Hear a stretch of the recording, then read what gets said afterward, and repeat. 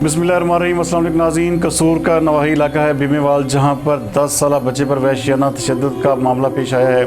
कसूर से हमारे district bureau chief Mohammad Aleem के मुताबिक गरीब मेहनत कश रमज़ान का 10 साल बेटा नुमान, जो कि कसूर के नवाही गांव भीमेवाल अड्डा पर एक मोटरसाइकिल की दुकान पर काम करता है, उसके साथ वाली वेल्डिंग की दुकान के मालिक नदीम मिस्त्री और एहसान नामी वहशियों ने बच्चे को मामूली तलख कलामी पर वहशियाना तशद्दुद का निशाना बना डाला। बाद अज़र जब नुमान के वर्षा ने मौका पर पहुंचकर 15 पर कॉल की तो थाना खड़ियाँ की पुलिस अपनी रवायती बेहिसी का मुजाहरा करते हुए मौका पर ना पहुंच सकी। वर्सान का कहना है कि मुलजमान को मुकामी सियासतदानों की पुष्टनाई हासिल है, जिसकी वजह से मुकामी पुलिस को दरख्वास्त देने के बावजूद अभी तक कोई कार्रवाई अमल में नहीं लाई गई। बच्चे के वर्षा ने शदीद एहतजाज करते हुए DPO कसूर, वज़ीर आला पंजाब और IG पंजाब से फौरी इंसाफ की अपील की है।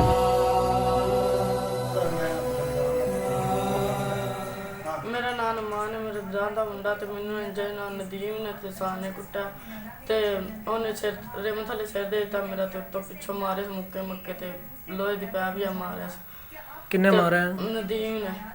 नदीम ने मारा। फिर बाद च सान आया उनके कोल तने ओने फिर चपाड़े मार के उंगलां ते थल्ले पा लेना ते उतो मुक्के मुक्के मारे से मेरे नक चो खून ते मुंह चो खून भी लगा। मैं बेहोश हो गया। सुबह मैनू पता को नहीं मैं किथे नहीं। बाद च मैनू आते छड़ाया।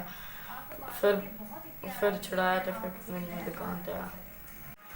नदीम रशीद का मुंडा वैल्डिंग की दुकान ते सी, जरा एहसान इनाम लियाकत दा शरीर दे ओने मैनू मारा। ते तेरी दुकान काहदी? मेरी मोटरसाइकिल की दुकान च। ते आप उस्ताद नाल होना? हाँ जी। अच्छा।